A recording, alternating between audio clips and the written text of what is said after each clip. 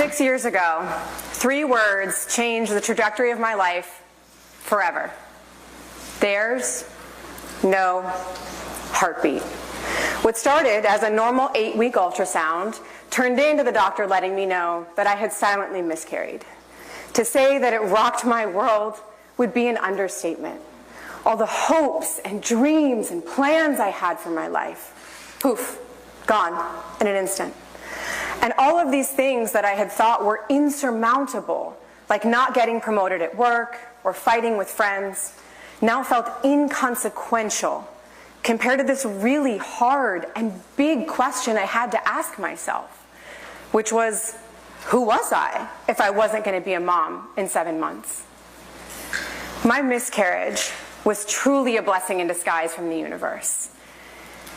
And it sent me on such a journey of healing and self-discovery that I now consciously create every single moment of my life, being up here on this stage in my hometown. And I've created a life that I don't want to numb out of and I don't want to escape. Because if I'm being really honest with myself, before the miscarriage, I was living to escape. And I know I'm not the only one. Because a recent McCann study shared that nearly 91% of people seek to escape in their everyday life. And nearly 80% think that distraction is a perfectly healthy coping mechanism. And why wouldn't they, right? Think about it. What do we do when a baby starts to cry? We wave a shiny rattle, we give them a screen, we say, hey, look over here, forget that you were upset in the first place. And we don't really get to the root of why they were crying. And that's what I was doing. I was waving my shiny rattle of disassociation on my couch. I was resentful. I was bitter. And I just thought that that's how life had to be. I bought all of the stories I was told growing up. Be a good girl. Get good grades. Get a good job. Then you'll be successful and happy. Yay! But I wasn't. I was burnt out. And I was begging my boss at the time to see me when I could hardly see myself. I was so out of alignment with who I came here to be. I was giving all of my energy to this thing outside of myself that wasn't filling me back up, that wasn't fulfilling my purpose. So many of us live our lives on autopilot.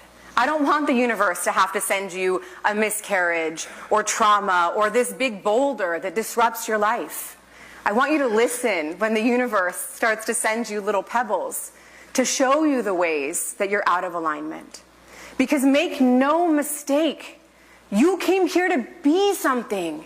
And I don't mean a successful CEO or a famous athlete, although for some of us, that may be the case. For most of us, our purpose in this life is just to be ourselves, to learn, to grow, to be so turned up and turned on by life that we're magnetic, that all of our dreams come to fruition, that we are so ourselves that we don't ever need an asterisk or fine print. We don't need to define ourselves with labels and things. It's really about feeling those full spectrum of emotions, being present right here, right now, in your human body. And in coaching dozens of women over the years, I have seen what happens when you live your life on this autopilot. You get up, you go to work, you repeat, you do the same routine, and then you wake up one day wondering why you don't love your life. And it's because you have been outsourcing all of your decisions. You have been outsourcing all of your joy instead of listening to that little voice inside of yourself. And then, time passes, right? And we start to say, I never wanted that dream anyway. That ship has sailed. Never mind. But it hasn't. And that dream was put in your heart for a reason. You are worthy of going after it just as you are. And so, I started to realize that this purpose, it gave me drive, it gave me hope. And I want to help you do the same. So my first step in cultivating a life that you don't want to escape, you've got to stop numbing yourself. How are you going to see the patterns that you're perpetuating that are keeping you in cycles of suffering? How are you even going to notice that you're distracting yourself if you aren't even aware that you're doing it in the first place? At the height of my grief, I vacillated between sadness, anger, happiness, gratitude. But I found a book by Gabby Bernstein called May Cause Miracles. And in it, she has you start a 40-day journaling and meditation practice. So I did. And little by little, instead of reaching for my phone first thing in the morning, I'd grab my journal. I'd roll out my yoga mat, and I would just be with whatever was moving through me. And when I say move through, I mean your energy and your emotions. Because when you are full of your own life force energy, that energy is flowing constantly, up from the soles of the feet, out of the crown of the head, and back again. And it's only when we begin stuffing down those emotions, we begin hiding who we are, that begins to cause dis-ease in the body. It begins to cause dis-ease in your life. Not only did I begin to work through all of the emotions of the miscarriage, pretty soon I started to work through all of the emotions I was carrying from my corporate job. And something became abundantly clear to me. Things had to change. And that leads me to step 2 in cultivating a life that you don't want to escape. And that is to be the natural observer in your own life. Now, what do I mean by that? I mean, can you take a third-party, neutral perspective to what's happening around you? Because now that you're not numbing yourself, right, all of those things that are out of alignment are causing stress and tension and pressure and friction, and you're feeling all of the ways that make you want to shrink and maybe make you want to disassociate. But it can also be really freeing to let yourself lead with curiosity instead of criticism. Because that's what being that natural observer is. It lets you be curious so that you're making these changes from a more positive place. How many of us, right, make New Year's resolutions because we hate the way we look, right? What if instead we made that resolution because we wanted to feel better in our bodies? Or we wonder what it would be like to not be so tired at the end of the day. That energy of curiosity takes us out of that cycle, gives us a little bit of positive energy to then turn it into a spiral. And now we're moving up. Our energy is increasing on the emotional and vibrational scale. And we no longer feel so dense and stuck and yucky. Because whatever you're moving through, whatever patterns you're repeating, they didn't start with you. But it is your responsibility for them to end with you. Because so many of us, right, tell these stories over and over, and then they become our truth. But are they actually? Or are they someone else's voice? We say we don't like the color pink, but do we not? As our mom just said it so much, we start to believe it? In this natural observer stage, you're unlearning, you're unpacking, you're unwinding these stories, these projections, these distortions from others. So I want you to start keeping track of those things that trigger you, right? That steal your joy. Just notice them. Notice if there's a pattern. Every time you don't get enough sleep, you're really short with your kids.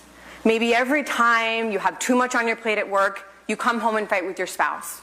Whatever it is, notice with curiosity and not with judgment. And then you might come to me and you might say, Victoria, well, it's my kids, it's my job, it's my husband that really kind of triggers me. And I'd say, okay, you can't change them, but you can change you. And I know, it is not fun to hear that you are the problem. But your energy is your responsibility. So I always thought that I would want to be climbing the corporate ladder. I thought that I'd always be reaching for that ever-elusive gold star, not realizing I had to be the one to give it to myself. And it wasn't until I realized I had a bigger purpose in life that things changed for me. And you have a tool right here, right now, that you can use to help you do the same. Because step 3 in cultivating a life that you don't want to escape, it's getting clear enough in your own body, in your own energy, to actually discover your desires, to discover your dreams, to discover the things that you want to do in life. In just 3 minutes a day, you can calm all of that outside noise and get in touch with that little voice inside that is always steering you where you're meant to go. So right now, I want us to just try this together. Maybe close your eyes and just take a second. Notice what your body feels like right now. Maybe you're tired, your butt hurts from sitting down, whatever it is. But we're going to take 3 deep breaths here together, okay? So in through that nose and out. Good, another one. Feeling that belly, the rib cage, the chest. Exhale. Last one.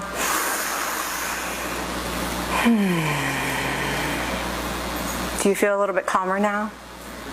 A little bit quieter? Maybe all the fuzzy static in your body is silent? Your life is happening for you and not to you. It is time to stop punishing yourself, to stop believing that you aren't worthy, because you are. You matter. Your life matters. You and your energy and you being 100% yourself is medicine for someone else. Truly.